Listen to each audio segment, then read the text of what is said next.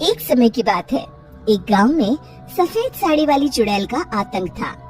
चुड़ैल रात भर गांव में घूमती और गांव का जो भी आदमी उसे दिखाई देता उसे वो घायल कर देती। अरे कोई तो बचाओ, मर गया रे। एक रात हरिया अपने खेत से अपने घर लौट रहा था कि तभी अचानक उसके सामने चुड़ैल आ जाती है। अरे बाप रे, ये चुड़ैल कहाँ से आ गई? आज तो मैं गया काम से।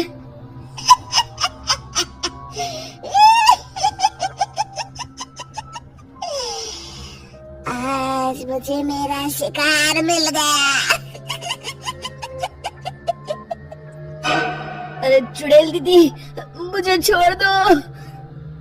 जैसे ही चुड़ैल हरिया की तरफ बढ़ती है, हरिया वहाँ से भाग जाता है और अपने घर के दरवाजे पे पहुँचता है। अरे भगवान, जल्दी से दरवाजा खोलो, मेरे पीछे चुड़ैल पड़ी है। हरिया की पत्नी जल्दी से दरवाजा खोल देती है। अरे आप इतना हाफ क्यों रहे हैं? अरे मेरे पीछे चुड़ैल पड़ी है, आज तो मैं बाल बच गया। जल्दी से सभी दरवाजे और सभी खिड़कियों को बंद करके बत्ती बुझा दो। तभी चुड़ैल हरिया के घर के पास पहुंच जाती है। अरे वो आदमी कहाँ गायब हो गया?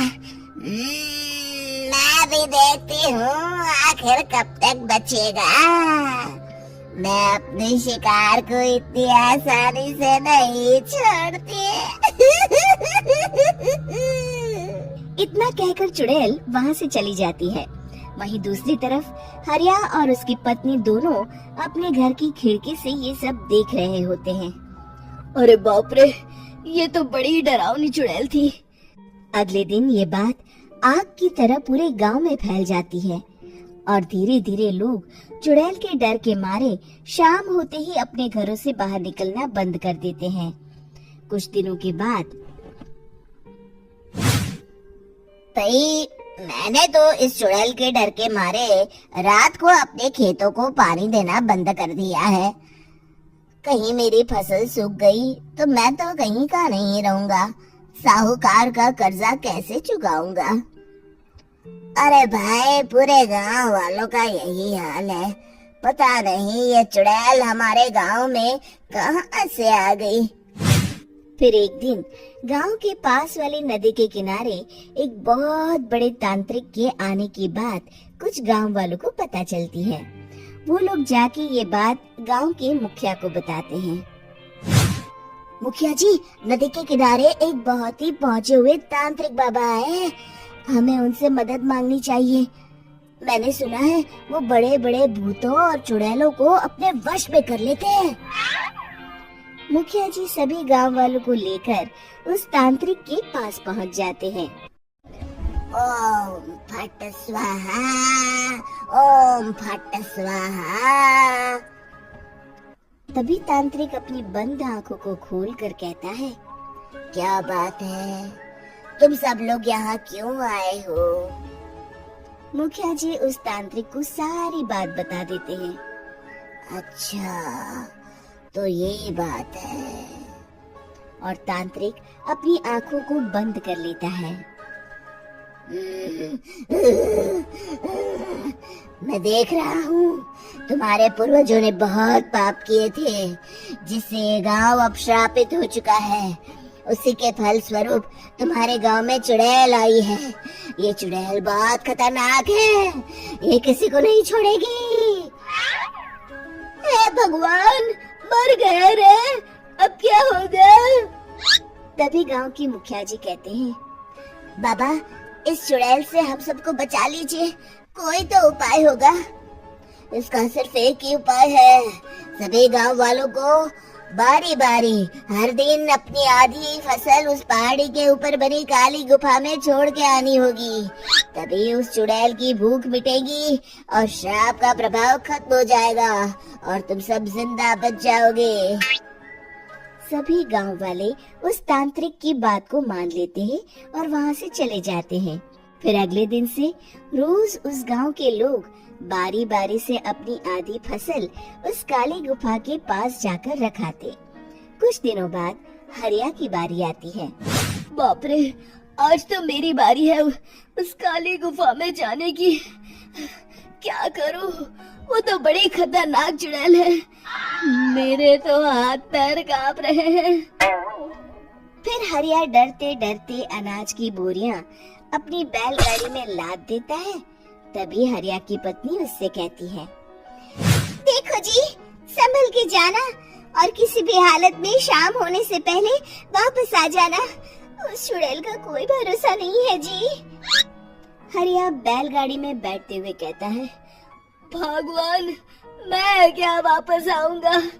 लगता है अब तो मेरी खबर ही आएगी। इतना कहकर हरिया वहाँ से चला जाता है।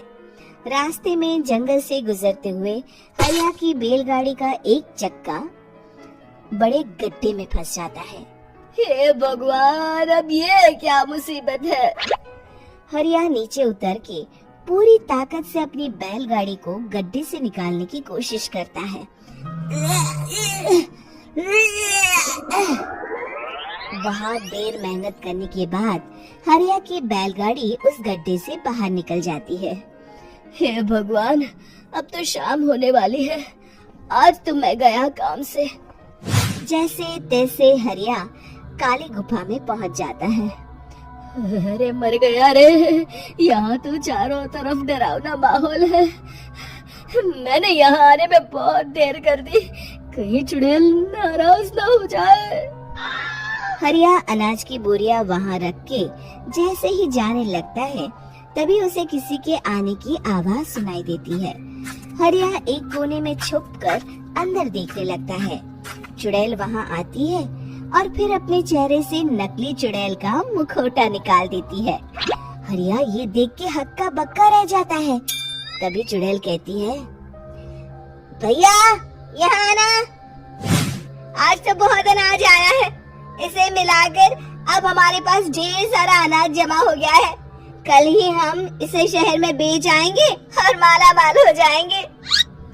तभी अंदर से नदी के किनारे वाला तांत्रिक बाहर आता है। अरे, ये तो तांत्रिक बाबा है। हाँ, अब तो हम दोनों की जिंदगी मजे में कटेगी। गांव वालों को बेवकूफ बनाना इतना भी मुश्किल नहीं था। लोग तो तुम्हें सच में असली चुड़ैल समझते हैं। हाँ, तुमने सही कहा। अब ये गांव वाले चुड़ैल के डर से जिंदगी भर इस काली गुफा में अनाज पहुंचाते रहेंगे। अच्छा, तो ये बात है।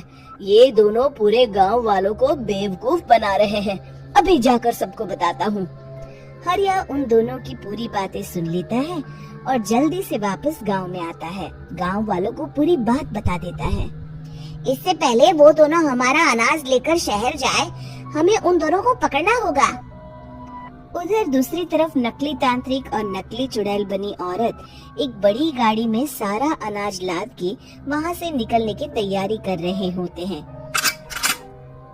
जल्दी करो, इससे पहले हमें कोई देख ले। हमें यहाँ से निकलना होगा। और तभी वो दोनों देखते हैं कि सामने से सभी गांव वाले अपने अपने हाथों में मशाल लेके आ रहे हैं। दोनों बुरी तरह डर जाते हैं।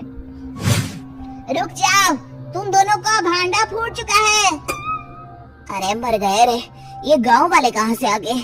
तुमने क्या सोचा इतनी आसानी से यहाँ से निकल जाओगे? ये अनाज हमने अपने खून पसीने से दिन रात खेतों में मेहनत करके उगाया है। दोनों मुखिया जी के पैरों में गिर जाते हैं। हमें माफ कर दीजिए, हम दोनों एक नंबर के कामचोर हैं। बिना मेहनत किए पैसे कमाना चाहते थे। हाँ हाँ, अब हम आगे से मेहनत मजदूरी करके पैसे कमाएंगे। हमें कुछ मत करना, हमें छोड़ दीजिए।